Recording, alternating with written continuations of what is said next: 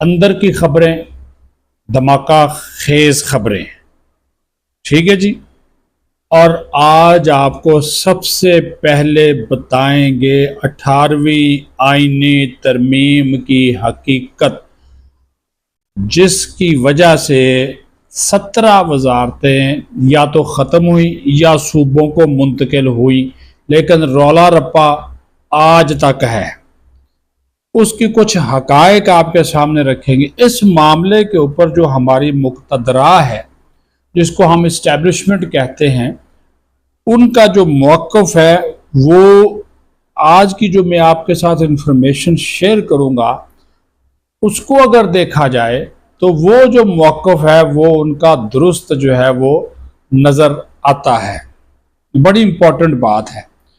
अब ये तय हुआ था, ये देखिए, ये बड़ी इम्पोर्टेंट बात है। देखें, बाकी तो हम बात करेंगे कि जनाब बुशरा बीबी ने अपील कर दी है वफाकी आईनी अदालत में कि जनाब माफ़ी दे दो, मैं बीमार है और मेरी सज़ा मुअत्तल कर दो। उसने तिब्बी बुनियादों के ऊपर ये दरख्वास्त दायर की है, उसके ऊपर भी बात कर लेंगे। फिर जनाब इमरान खान की दो बहनें हैं, रीमा खान और उज़मा खान, इश्तहारी करार दे दी गई हैं। फिर जनाब वो जो NCCIA ने नोटिस जारी किया था और उसके बाद वो पेश ही नहीं हुई, नूरीन नियाजी साहबा FIR होगी, तो उनको आज लाहौर हाई कोर्ट ने गिरफ्तार करने से रोक दिया है और उनको कहा है कि मोहतरमा फ़िलहाल ये रिलीफ दे सकते हैं, जाकर पेश हो जाएं। ठीक है जी, और मुकदमे में और तफ्तीश में जो है वो शामिल हो जाएं। ये बात भी है। आसिफ जरदारी के साथ मुलाकातें मोहसिन नकवी की, लेकिन उस मुलाकात से पहले किससे मुलाकात हुई, बड़े बताएंगे। फिर 8-10 दिन से आसिफ जरदारी साहब कराची में क्यों डेरे डाले हुए हैं वाने सदर छोड़कर, किसने कहा, ये भी कोई क्या पीर फकीर का कोई मामला है? ये देखें, खबरें तो फिर है ना, मैंने आपसे पहले ही कहा था कि खबरों की पटारी है जो कि हम आपके सामने आस्ता आस्ता खोलेंगे। लेकिन सबसे पहले ये हकीकत जानिए कि ये जो 18वीं तरमीम थी रज़ा रब्बानी साहब के दौर में, जो कि चेयरमैन थे पार्लिमानी कमेटी के, और ये हुई पीपल्स पार्टी के दौर में 2011-12 में, तो ये तय हुआ था कि जब 18वीं तरमीम होगी मुख्तलिफ वजारतें, गैर ज़रूरी वजारतें ख़त्म करती जाएंगी। जो वजारतें, जो महकमे सूबों को दिए जाएंगे वो मुलाजमीन समेत दिए जाएंगे। लेकिन आज जब एक पार्लियामेंट में रिपोर्ट पेश की जाती है, ठीक है, ये रिपोर्ट की कापी भी आप देख लें, ये 2 सफ़े है, ये देख लें, ये इस्टेब्लिशमेंट डिवीज़न की रिपोर्ट है, ये मेरी आपकी कोई खुद साख्ता रिपोर्ट नहीं है। तो आपके रोंगटे खड़े हो जाएंगे, उससे भी खिलाफ काम हुआ, अमल दरामद ही नहीं हुआ।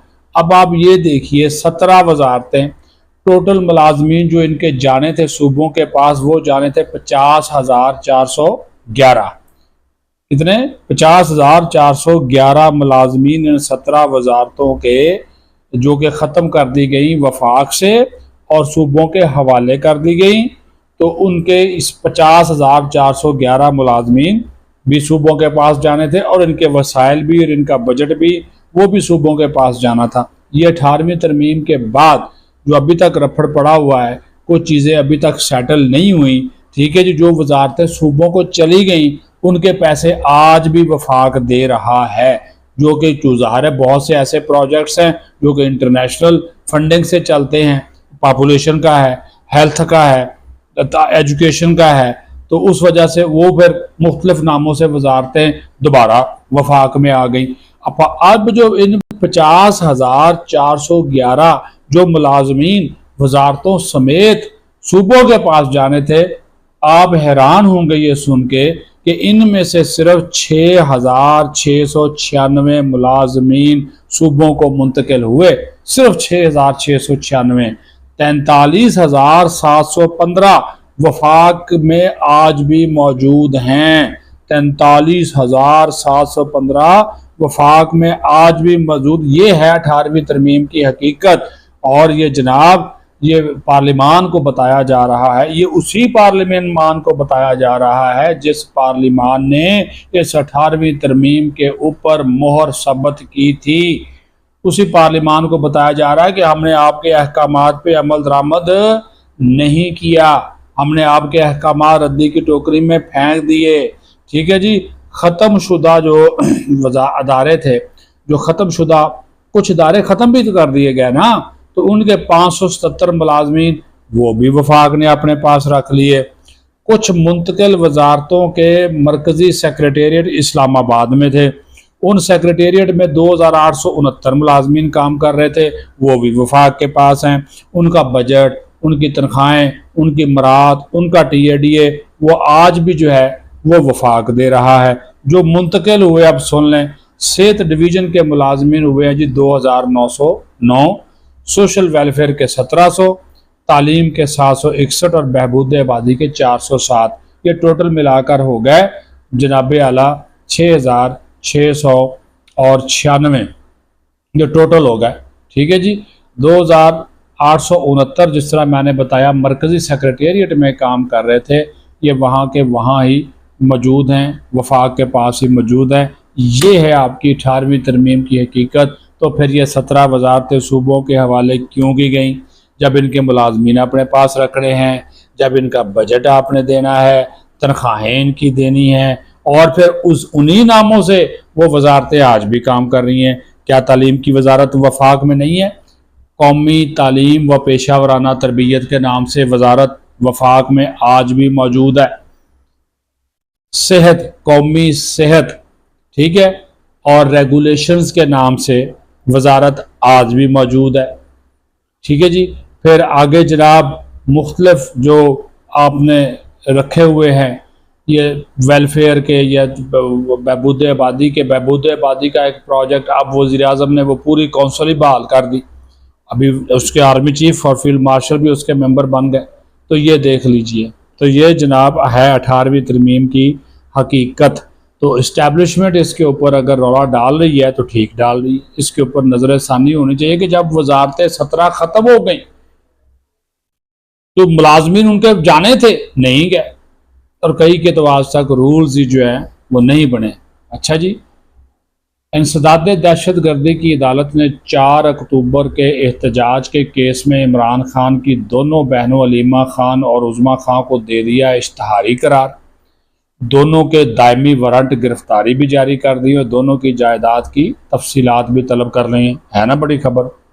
तीसरी बहन नूरीन खान याजी वो भी हॉट वाटर में है, उनके खिलाफ NCCIA ने FIR दर्ज कर दी। वही मार्का हक के ख़िलाफ़ अफवाज पाकिस्तान के ख़िलाफ़ उसने तकरीरें की थी, उसके खिलाफ FIR दर्ज हो गई।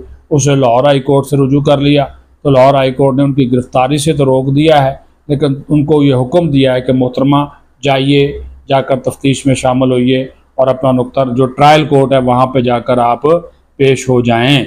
ठीक है जनाब आला। तो ये अब वहाँ पे हो गया। फिर जनाब साथ ही केस आ गया बुशरा बीबी का। बुशरा बीबी ने जनाब सज़ा मुअत्तली की दरख्वास्त वफाकी आइनी अदालत में दायर कर दी है और कहा है कि मैं बड़ी बीमार शुमार हूँ कि जनाब मेहरबानी करें तो मुझे मेरी सज़ा जो है वो मुअत्तल कर दी जाए। देखें वो ये बुशरा बीबी के साथ आपको पता है इनकी फैमिली हर हफ्ते मुलाकात करने में भी कामयाब हो जाती है, क्योंकि ये बाहर निकल कर रौला शौला नहीं डालती, इनकी फैमिली के लोग सियासी बात नहीं करते। तो अब इन्होंने रिलीफ के लिए दरख्वास्त दे दी, बड़ी खबर है। ये भी अब इसके ऊपर क्या फ़ैसला आता है ये भी आपको पता जो है वो चल जाएगा। ठीक हो गया जी। अब भी कुछ मैं कहना नहीं चाहता था, लेकिन आसिफ जरदारी साहब ने कुछ दिनों से कराची में डेरे डाले हुए हैं, हफ्ता 10 दिन हो गए हैं। क्यों डाले हुए हैं? कुछ बड़ी अहम मुलाकातें भी वहीं पे कर रहे हैं। आज मौसम नकवी भी मिले और मौसम नकवी उनसे मिलने से पहले वज़ीर-ए-आज़म से मिले, पिंडी में भी मिले, कुछ और लोगों से भी मिले, फिर जरदारी साहब के पास गए और लग ये रहा है कि मुस्लिम लीग नून और पीपल्स पार्टी के दरमियान जो एक तनाव है इस वक्त, सियासी तनाव आज़ाद कश्मीर के इलेक्शन की वजह से, उसको कम करने के लिए भी अपना एक किरदार अदा कर रहे हैं। आपको पता ही है कि मैसेंजर का रोल भी प्ले करते हैं और बड़े अच्छे मैसेंजर हैं, पैगाम्बर बड़े अच्छे हैं, तो वो उस हवाले से वहाँ पे गए होंगे, तो उसका भी कोई ना कोई जो है वो पता जो है वो चल जाएगा। तो ये पाकिस्तान की सियासत है, पाकिस्तान की सियासत में इस तरह की लड़ाइयाँ होती रहती हैं, तो इसको आपने ज़्यादा जो है वो सीरियस नहीं लेना। आप अपना ख्याल रखें। पाकिस्तान जिंदाबाद।